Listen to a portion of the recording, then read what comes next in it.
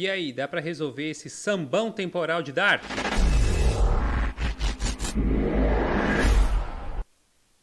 Pois é, minha gente. A gente tá aqui conversando sobre Dark até agora, a série que dá esse nó na cabeça da galera. E assim, é muita coisa que aconteceu. A série apresentou até agora pra gente uma série de problemas temporais pra gente resolver ou pensar como é que a gente resolve isso. E a gente estava conversando sobre as possibilidades que a série está apresentando, especialmente no final da segunda temporada. Se você ainda não assistiu a série, fica ligado que tem muito spoiler aqui, viu? Então vamos começar falando sobre esse final da segunda temporada que apresentou pra gente logo de cara que vamos ter multiverso, universos alternativos dentro do universo de Dark. E por que uma coisa dessa pode acontecer? Como isso se justifica dentro de tudo que a gente viu? Por que vai existir multiverso por uma questão de problema temporal? Uma das situações que a gente tem discutido é, por exemplo, as intenções do personagem do Adam, que é, na verdade, o Jonas mais velho, né? Por que ele quer finalizar o ciclo e começar esse novo ciclo? Será que esse novo ciclo é o final da humanidade? Ele fala sobre uma guerra com o tempo, uma guerra contra o tempo, uma guerra contra Deus, e Deus como o tempo. Mas nós entramos agora num novo patamar que é o espaço. É a questão tempo e espaço, tridimensionalidade, quadridimensionalidade, e nós entramos nessas possibilidades de universos múltiplos, que não é uma novidade para muita gente, né? A Marvel acabou de lançar aí Vingadores Ultimato, que explora bem essa questão do multiverso através de questões de física quântica. Ela trabalha com questões da física real que é estudada de uma forma meio superficial, mas que dá pra gente ter um entendimento, até pra gente poder ter um entendimento melhor. O que acontece? Vou pegar o exemplo de Vingadores Ultimato pra gente poder discutir. Em Vingadores Ultimato, acontece tudo o que acontece, eles tentam reverter, mas não tem condição de reverter. Eles poderiam voltar no tempo e mudar tudo. Sei lá, matar o Thanos, fazer alguma coisa. Mas se eles fizessem isso, eles não conseguiriam mudar o tempo presente. Eles apenas criariam um universo tangente. Então eles precisam que o universo exista exatamente como ele existe, para depois, no futuro, 5 anos que se passam, trazer todas as pessoas depois desse gap de tempo, porque as pessoas viveram aquele tempo, novas histórias foram construídas, e se você volta no tempo e cancela isso daí, você cancela essa história. Entre elas, por exemplo, a filha do Tony Stark, né? Ele casou com a Pepper, teve uma filha, e ele não quer perder a filha dele, ele gosta da ideia de ter essa história. Imagina se você mata o Thanos e você não tem essa possibilidade dele se aposentar, né, dele dar esse tempo e poder viver a vida dele. Então ele fala, não, vamos deixar o tempo como está e vamos trazer as pessoas para um novo tempo. Então assim, o que eles fazem? Eles voltam no passado, em momentos específicos, pegam as joias, porque a única forma de trazer as pessoas de volta é através das joias, porque foram as joias que fizeram as pessoas sumirem.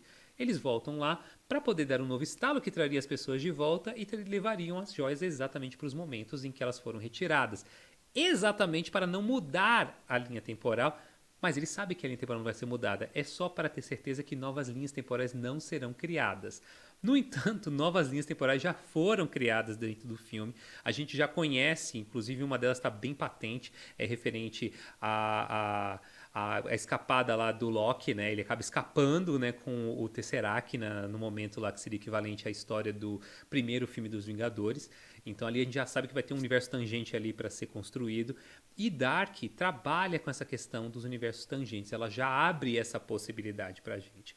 E o que essa possibilidade sugere? Por que isso pode acontecer? Segundo a física, né, pelo menos as novas teorias da física quântica, a gente falou um pouco sobre a questão do paradoxo do avô. O que aconteceria se você voltasse no passado e matasse seu avô? Você deixaria de existir, então como você poderia voltar ao passado para fazer isso?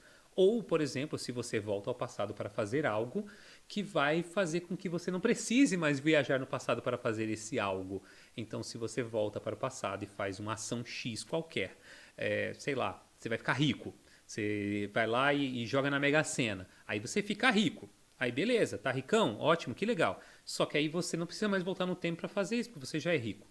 Então, por que você voltaria, né? Você talvez nem lembre, talvez você tenha um apagão na sua memória, né? Porque afinal de contas você já fez algo que já mudou o tempo. Então, como é que você consegue lembrar de um tempo que não existe? Aí nós temos a questão da probabilidade, que é uma questão muito importante dentro da física quântica. Para explicar essa questão é um pouco complicada. Eu vou tentar explicar para você. Imagina que você tem um botão X e tem uma partícula que vai bater nesse botão. Só que se a partícula ela viaja no tempo para bater nesse botão, que é o botão da viagem no tempo, então ela vai fazer esse looping para que isso aconteça. Só que há uma probabilidade de 50% dela acertar o botão e fazer esse looping acontecer, com a probabilidade dela não acertar o botão e esse looping não acontecer.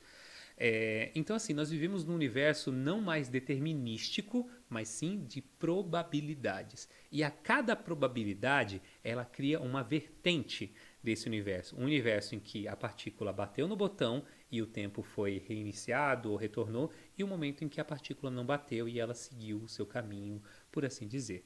Isso aí conversa com algumas outras teorias, como por exemplo, que também conversa com a teoria do tempo pré-determinado. Mas ele imagina, por exemplo, como se fosse o tempo e o espaço um grande tabuleiro de xadrez em que cada um dos quadradinhos já está preenchido. A gente só vai lá e escolhe qual desses quadradinhos preenchidos a gente quer ser. Em vez de a gente, por exemplo, fazer uma linha reta de quadradinhos preenchidos com vários Brunos, a gente vai com o Bruno para cá, depois o Bruno vai para cá, depois o Bruno sobe para cá, depois ele vem para cá. O Bruno vai à esquerda, não à direita, porque independente disso, o Bruno que vai à esquerda e o Bruno que vai à direita, ambos existem. Eles existem em algum lugar. Então, só acontece de que nós vivemos, no caso eu estou vivendo, o Bruno que, sei lá, foi à esquerda. Mas o Bruno que foi à direita pode ter feito qualquer outra coisa. Então, assim, é muito interessante essa questão, essa possibilidade do entendimento de um multiverso de universos tangentes. A viagem no tempo e essa questão do universo tangente consegue justificar esse problema da questão da morte, né, do você matar o seu avô, né, o paradoxo do avô. Você pode voltar no tempo, matar o seu avô e continuar existindo, porque a sua linha temporal com o seu avô vivo segue existindo, mas existe uma nova linha temporal em que o seu avô está morto. Se você for voltar, você vai conseguir voltar unicamente para o universo e para a linha temporal em que o seu avô está vivo, porque você existe nele. Você não consegue viajar para o futuro em que o seu avô está morto, mas você pode existir nesse tempo desde que você permaneça dentro dele, ou talvez não. A física ainda não consegue justificar essas questões. A gente tem vários filmes que trabalham com isso. Tem filmes que trabalham com o multiverso, como por exemplo o filme Coerência. Ele trabalha com a história de um meteoro, imagina um meteoro que passa por cima de no momento na cidade e cria uma fissura em que consegue abrir portas para diversas possibilidades de tempo. E cada possibilidade de tempo você faz uma escolha completamente diferente e aleatória. Então imagina só, você está num grupo de 8 pessoas e cada pessoa desse grupo, para poder ter certeza de que elas são elas acabam pegando uma caixa e colocando um objeto dentro dessa caixa.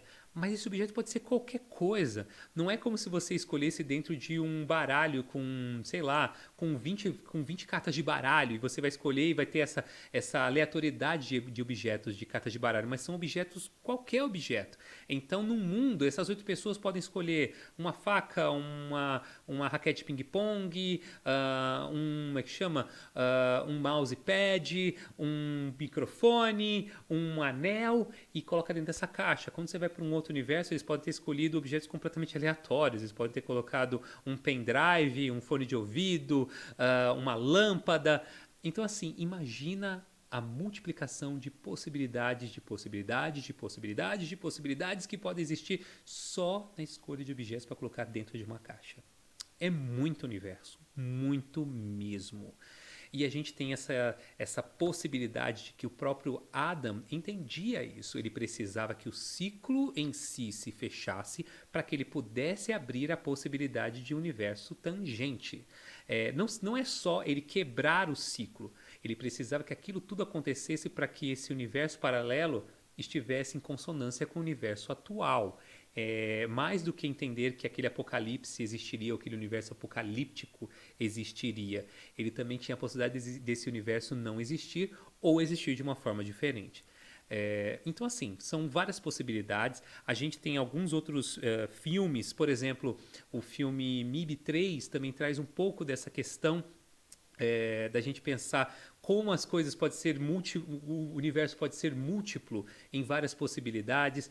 Jornada nas Estrelas trabalhou com universos múltiplos também, múltiplos possibilidades de universo, mas esses universos não são, vamos dizer assim, eles não estão ligados a eventos temporais. Normalmente eles estão como se fossem universos, por exemplo, o universo de Star Trek traz um universo espelho, é um universo como se fosse uma diferença, grandes diferenças na forma como as pessoas agem, mas que não está ligado efetivamente a um movimento de um personagem específico ou um momento temporal. Diferente do que a gente tem aqui, tanto em Dark como em outros produtos, como por exemplo no universo da Marvel do cinema. Mas vamos saber se isso daí vai se concluir, se isso vai realmente seguir nessa trilha e como isso vai seguir na próxima temporada de Dark, que está longe ainda, a gente nem sabe, vamos ver quando é que vai sair isso. Galera, então se inscreva aqui no canal, vem participar, conversa com a gente, toca o sininho, tá no Facebook, curte a página, segue a gente. Vamos conversar bastante ainda sobre cinema, série, TV, física quântica, teorias. É isso aí, galera. Eu sou Bruno Fai, muito obrigado por estar com a gente e até o próximo vídeo. Tchau, tchau.